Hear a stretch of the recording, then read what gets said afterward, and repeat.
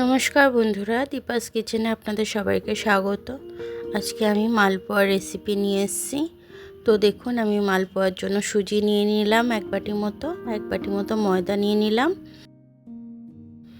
এবার কড়াটা আমি গরম বসিয়েছি, ওর মধ্যে অল্প করে একটু মৌরি দিয়েছি। মৌরিটা একটু ভেজে নেবো হালকা করে, জাস্ট গন্ধটা ছাড়বে। এবার আমি একটু শিলনোড়া দিয়ে এটাকে একটু জাস্ট হালকা আধবাটা করে নেবো। তারপরে দেখুন চিনিটা দিয়ে দিলাম আমি। তারপর একটু নুন দেবো আমি এটার মধ্যে। নুনটা দিয়ে দিলাম। নুন দেওয়া হয়ে গিয়ে এবার সবকটা আমি খুব ভালো করে মিশিয়ে নিচ্ছি। এবার আমি আমল দুধ নিয়েছি, আমল দুধটা একটু উষ্ণ জল গরম করেছি, সেটার মধ্যে আমি আমল দুধটা গুলে দিচ্ছি। গুলে এই জলটা দিয়েই আমি ব্যাটারটা বানাবো। তো দেখুন আমার দুধটা গোলা হচ্ছে। তো এই দুধটা দিয়েই দেখুন আমি ব্যাটারটা গুলছি। অল্প অল্প করে দুধটা দিয়ে গুলে আমি এটা বানাবো। তো আপনাদের ভালোবাসা আমার সাথে রয়েছে বলেই আমি এটা করতে পারছি, তাই জন্যই আমি এত ভিডিও বানাতে পারছি, মানে মনে একটা সাহস আসে। দেখুন আমার ব্যাটারটা গোলা হয়ে গেছে। সুজি দিয়েছি যেহেতু আমি চাপা দিয়ে এটা আধ ঘন্টা মতো রেখে দেব। তারপরে আধ ঘন্টা পরে এসে আমি আবার দেখব যে আমার এটা কীরকম হলো। তো দেখছি আমার সুজিটা ফুলে গিয়ে মোটা হয়ে জলটা টেনে নিয়েছে দুধটা, তার জন্য আরও দুধ দিলাম আমি। দুধ দিয়ে গুললাম। এবার কড়ায় তেল গরম করতে দেব।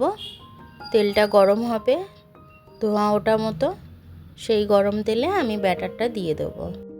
এটা ছাকা তেলেই ভাজতে হবে, না হলে ফুলবে না। দেখুন কি সুন্দর ফুলে উঠছে।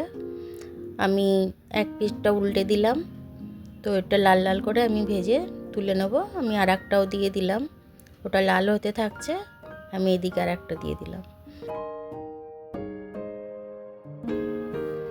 দেখুন সবগুলোই আমার হয়ে যাবে। লাল লাল করে আমি তুলে নেব প্রত্যেকটাকে তেল ঝরিয়ে।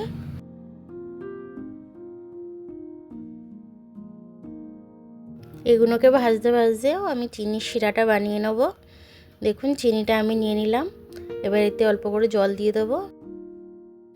4টে মতো এলাচ ফাটিয়ে রেখেছি, সেই এলাচটা আমি দিয়ে দেবো এর মধ্যে, যাতে এলাচের সুগন্ধটা চলে আসে। দেখুন এই মালপোয়াটা দিয়ে দিলাম এর মধ্যে।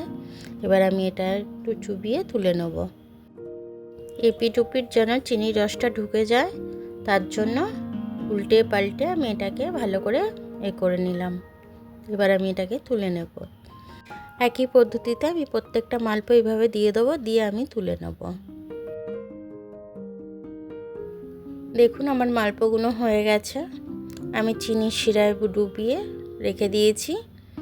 তো তুলে আমি এইভাবে থালার মধ্যে রেখে দিয়েছি।